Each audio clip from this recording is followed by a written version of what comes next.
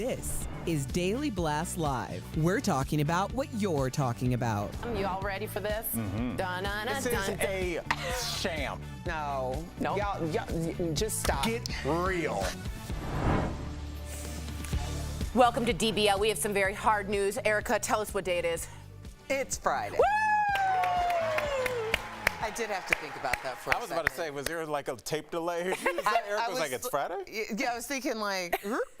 She just sprung that on you. And she did. I trusted her with an improv team member. I knew it was Friday That's somewhere right. in the back of my mind. That's right. Well, congrats. We made it to the end of the week, and here's a question for you. How would you feel if you could work a full-time job, but you got every Friday off? Yes. Okay. And 3-day... Show's over. Should we go home? And 3-day weekends every weekend. Well, that just might happen because if a new law proposed by Senator Bernie Sanders gets passed, the legislation would reduce the standard work week from 40 hours to just 32. It would mean no reduction in pay, and overtime would start after 32 hours. Here's what Bernie himself had to say about it. American workers are now over 400% more productive than they were in the 1940s. While CEOs today are making 350 times as much as their average employees, workers throughout the country are seeing their family life fall apart as they are forced to spend more and more time at work. The question that we are asking today is a pretty simple question. Do we continue the trend that technology only benefits the people on top, or do we demand that these transformational changes benefit working people? And one of the benefits must be a lower work week. So Bernie also said that studies show a 4-day work week actually boosts profit and productivity. Some Republicans are saying, though, it would hurt employers, ship jobs overseas, and cause a spike in consumer prices. Yeah, that'd be weird to happen, a spike in consumer payments. Yeah, it's kind of happening right now. Seemingly what's going on right now, exactly. DBL Nation, we always want to hear from you. Do you support a 4-day work week? I want you to go to dblvote.com to weigh in as we discuss. Just so you know, Germany has a 34.3-hour work week, Australia 35.7, UK 36.3, US 38, Mexico 44.7. Any takes right off the bat that you love this idea or hate this idea? You shouted. Yes, absolutely. Why? We need to start thinking about time as a resource, especially when we are having conversations about the difference in just opinions and sentiments, which is really all that it is when people are saying, if you don't do the 9 to 5, if you aren't doing it the way that it was done 50 years ago, that makes you lazy, it makes you less productive. No, it doesn't. There was a contract that we do not receive for a 9 to 5 job. The average American does not. If a 9 to 5 job also guaranteed the average American that they would be able to take care of their cost of living and they would be taken care of by the time that they retired, then people would think a lot differently about the 9 to 5 job. Because the 9 to 5 job doesn't do that anymore, people are forced to take on other ways of making income. That requires time. So if you're doing a Monday through Friday, 9 to 5, and you have a family that you do need to get home to at some point, that only leaves nights and weekends for you to do other things. If you had the option of a 9 to 5 where it was a 4-day work week with 3 days to decide if you're gonna do this gig economy thing in order to take care of your family, you might actually have a little bit of time imbalance. I love what you're saying. I also think you could split it up. You could do a 5-day work week and just do 6 hours of that time, and that's 32. You could easily do it that way. What do you think? I'd rather smush it into 4. So you get a 3-day work week. I got to say, I'm still feeling the burn. I don't know if it's my subconscious. He looks like Larry David, and I'm attracted to that. Bernie you know, but Sanders. I like Bernie's Jeff, ideas. I really do. He's real dope, man. I'm not just seeing him again. I was like, you know, I really like some of his ideas. I know a lot of people say he's way out there, but I do like this idea. I really do. I don't think it's ever going to happen because, again, it goes back to profit margins. You're going to have to. The companies are going to make less by doing this because productivity is not going to be as much, right? Each person's going to cut back. You're not going to make as much money for big business. They're never going to do this. McDonald's is never going to make the Big Mac $1 less. Now I got Big Mac in my head because of the Big Mac bowl. But they're never going to do that. Nobody's going to cut prices because their profit margins are already paying their stockholders X amount. They're not going to say, we're going to make a better environment and a better community. They're going to cut corners just like Boeing. I'm not sure that's the exact reason, allegedly, but that's why these accidents are happening, because they're cutting corners and they're trying to save money by cutting those corners for a better profit margin. That's they're not going to do it. Big business will never let it happen. This is the only reason, because I would normally agree with you, Jeff. The only thing that has kind of changed my mind on this is my ex-wife has been working from home for about 5 years, and my current girlfriend is working from home today. And I've talked to both of them about how they feel about working from home, and they're like, I love it. And the reason they love it is not because they're watching TV. It's because there's a lot of people that genuinely like their jobs, and they like to do their jobs. But when you're sitting at a desk in an office, it's, Erica, where's the bathroom? Hey, do you know if that meeting's at 10 o'clock? Is the break room closed? It's a lot of drama. It's a lot of interruptions. When you really want to work and you have a data or a spreadsheet or an Excel sheet and you're working uninterrupted without people bothering you, can you validate this? Can you imagine when they look at those at the productivity of those workers? You're wasting so many hours. A smart CEO would be like, whatever you're doing, I don't care if you're doing this in the park in the middle of the day, keep doing this because our numbers are way up. There's not as much chit chat in the office. There's not as much 15-minute smoke breaks. People that want to work not micromanaged. Will work, and right. especially in the time and hours that they're most productive. So I think we will see eventually this, because the other side of that coin is that people that have a 4-day work week have time to now patronize other businesses. You are off work on a Friday. You can go to the mall. You can get flowers for your wife. You can go to the dentist. You can go do these things and spend money that a consumer economy needs people to do in order for this country to move forward. We are a consumer culture, and we need time to consume, and the weekends are not enough. You give people a Friday to have at it, and a lot of businesses, a lot of local businesses will see a lot of that. So will local bars. Yeah, yes. Very true. Poll results. All right. Do you support a 4-day work week? Yes, 79% of you. Interesting. I didn't expect that. I didn't expect this either. Henry Ford suggested in 1920 a 40-day work week. It took 20 years to pass. So maybe in 20 years we see the burn pass. All right. I saw you fall asleep. All right, coming up. I love it, Tori. It's interesting. Yeah, It could take 20 years. What did I say? All right, coming up on DBL. I was still wondering about Al buying my wife flowers. I'd rather work an extra day. Our interview with the amazing Sheila E. She's telling us all about her new music and the first reactions after the explosive world premiere of Civil War. Do you think this movie is a good idea? Ooh, that whistling is so scary.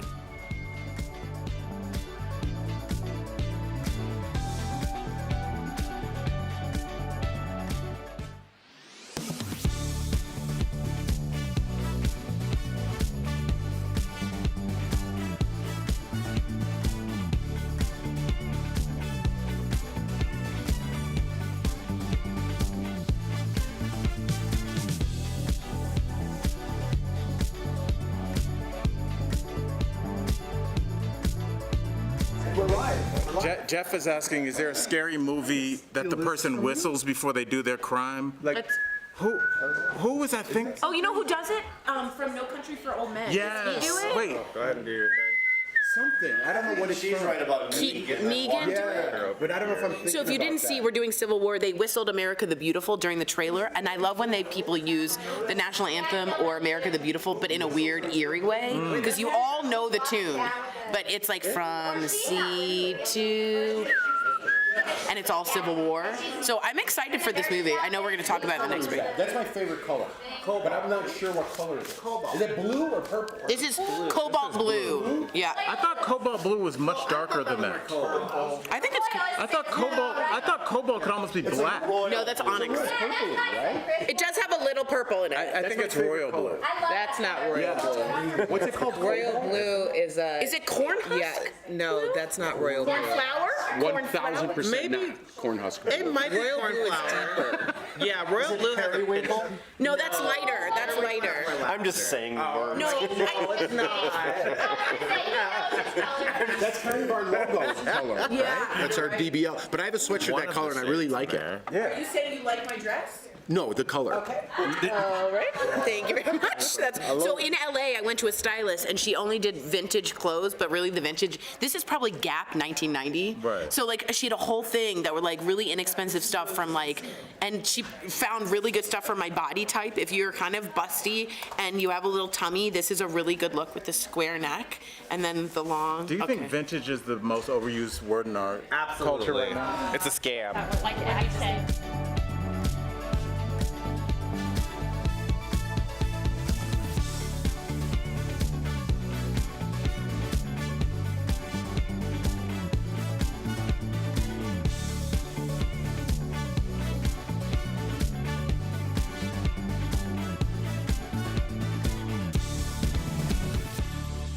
Citizens of America, people of the Florida Alliance,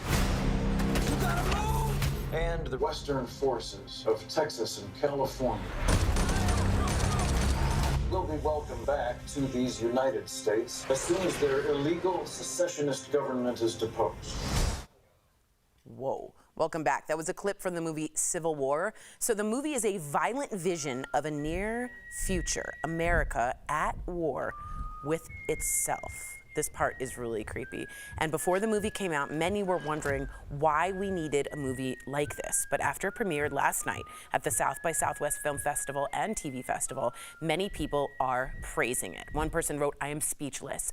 A horrific tale, a journalism tale, an American tale, well told." And someone called the movie a visceral, cautionary tale that's scary as hell. Watching it, one can't help but feel how close we are to this actually happening, making it a must-see to stop it before it actually does.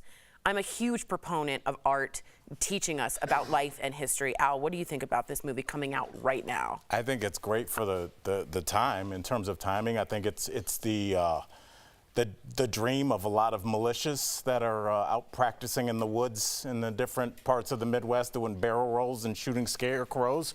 I'm sure that they want this, but you know, maybe this will show people what that would look like. I don't think we're ever in really any jeopardy of having a civil war like this. I don't think the lines are as drawn as they were in the original Civil War. But it is something, I mean, there's a lot of armed Americans preparing for the great event, which is something like this. And maybe this is, I think a lot of people would want to see what that future would look like. I would watch it. Okay, especially in an election year. We're already getting people, this could be the future if 45 comes back. I'm not trying to play, it could also be if he doesn't come back. But in an election year, is this a good idea or a bad idea to show this? I think a little bit of both. I think about when COVID first started, people couldn't fathom the destruction of what was happening, but what they could fathom were different movies and things that they had seen that was like, this is like Contagion or exactly. something. Right. I watched that on the first day of COVID. Is that right? I did. Yeah. Outbreak, things like that. It gave you, even though it was fictional, it gave you some context for what was happening, which I think for some people might have helped them understand it better. I initially would have thought we don't need people getting ideas, because I don't really agree with Al about the idea that the lines aren't drawn that hard. I think there are certain segments of the population where the lines are drawn very hard. The back and forth with social media is, for as much great information and as much unification as it can do, it also disseminates a lot of the structure and the culture of our country. So I think it's good to have people think this isn't what I think it could be, but I think it's also maybe not great because it will embolden certain segments of the population. Maybe show a roadmap too. Jeff, what was your reaction? I'm curious to see in the movie what's the tipping point that got him here. I'm just curious because we have a lot of those in our culture right now. I just want to give a shout out, Jesse Plemons. That scene we played it in the air before. We should play it again. But he's one of my favorite actors, like of his generation. Oh, with the glasses. I remember that. Such a great scene. Which America? Remember? Yeah, Which side so are you great, on? so great. Right. But I do agree with that. I don't think this is ever happening. I think there's a lot of tough guys on the internet. In real life, you don't see that visceral reaction that people have on the internet. People are very cordial, at least with me, at the grocery store, at an event, wherever I'm at. People are people. They're nice when you travel. On the internet, it's a different world. People on the internet want this, but they're cowards and they never will do anything to. I don't know. I don't know if we have a lot of time. I went to University of Michigan, and there were a lot of Michigan militia that were like to be feared and very organized. So I don't know. I'm not saying this could happen. I'm appreciative that they're seeing it through the lens of a journalist. That's what I appreciate. Kristen Dunst, I believe, is a journalist in this, and to the free press, I hope we stay that way. We'll be right back.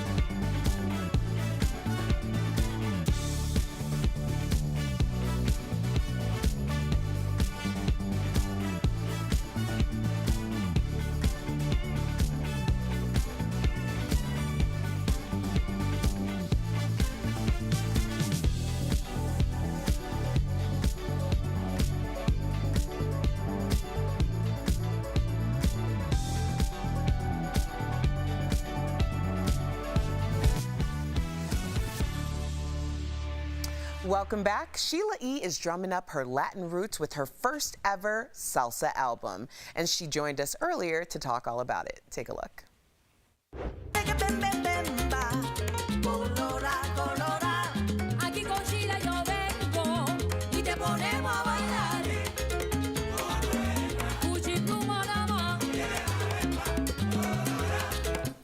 Yes, the glamorous and talented Sheila E. joins us live. I want to talk about your new single featuring Gloria Estefan and Mimi Sukar, who was originally sang by Celia Cruz. You've actually had the chance to perform with Celia Cruz. What impressed you the most about her? Well, she was an amazing woman. She was strong. She was incredible. The things that she had to do to come here to America to, you know, be the artist and the star that she was. Yeah, that clip is extremely old. We were able to put Patti LaBelle and Celia Cruz together, and just being able to play with them, it was amazing. But she, as a woman and the queen of salsa, her passion and her voice, she was just incredible. She was amazing. So why is now the perfect time for you to release your first ever salsa album? Yeah, I didn't realize I have an extremely large bucket list, you know, and I just had no idea, like, salsa record really wasn't on there. It was like way at the bottom, and I thought, I have to do this record. And I met Tony Sukar, who co-produced this album with me, and we met in 2015, and we talked about it a few years, and then another few years went by, and I'm like, geez, we got to do this record. So it took almost 2 years to actually finish this project because of timing and scheduling and me being on tour, and as well as he being on tour.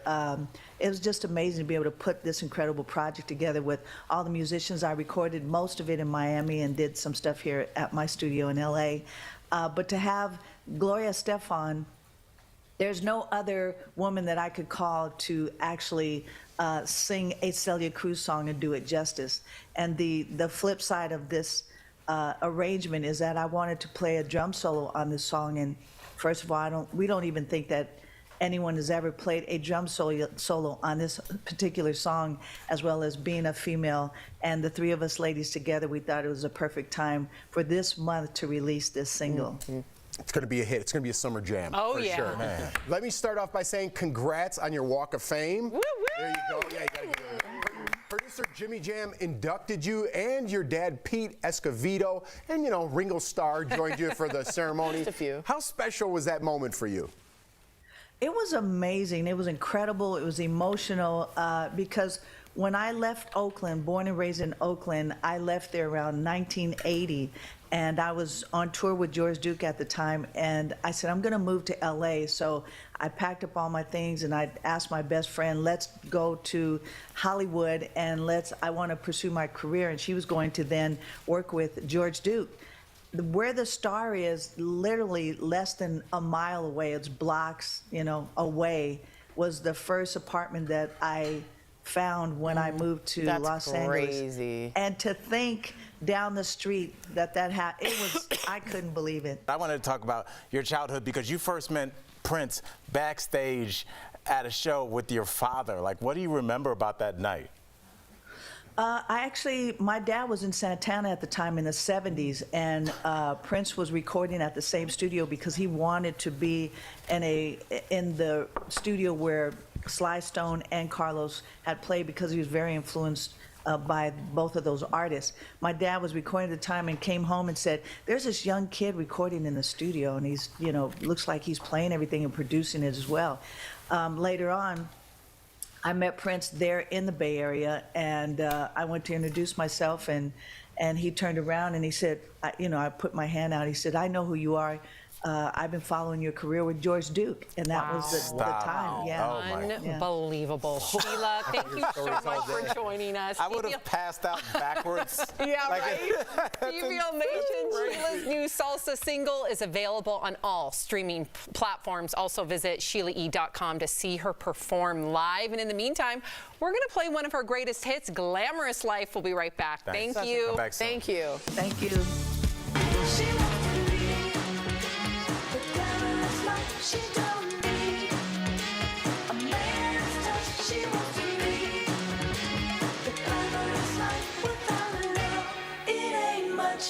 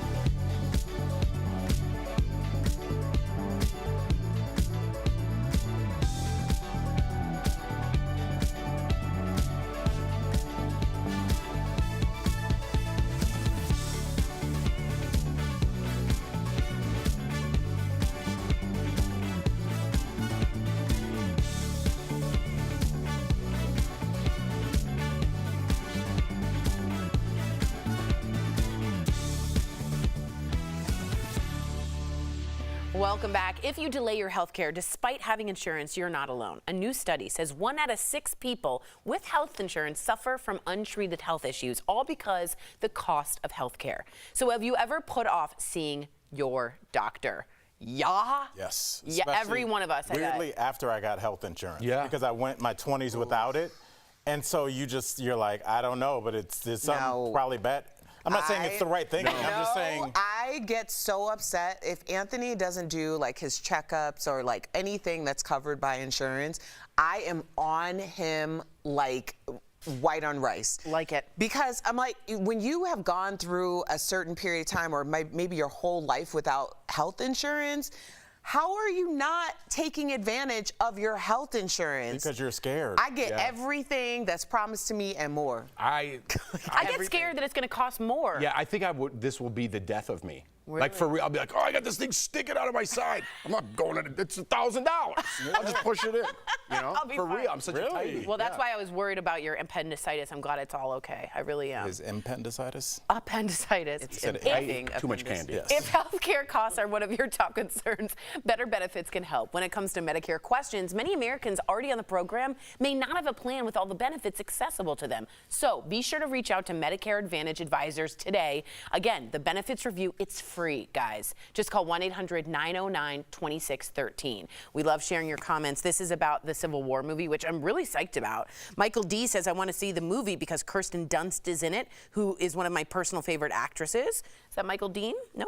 Janice says, we didn't think January 6th could happen, and it did. I didn't think they'd break the windows of the Capitol, and then they did. That's a good point. Benjamin said, this movie looks good. All right. Yes. That was a very, that's a good way to end the week. Yeah. This movie looks good. Evil will always triumph over good because good is dumb. Oh, something we agree on. Spaceballs. Always good. Everybody have a very good weekend. Be safe. Have a good time. Here comes Enjoy something yourself. weird. And if you can, and you're able to, make sure you call your mother. DBL is new every day. We'll see you same time, same place You Monday. can't do that because I can't argue that. Right, that's why I'm doing it. That's my new slogan. You're not calling your dad? No, because my mom died, so this is what's important. My dad died.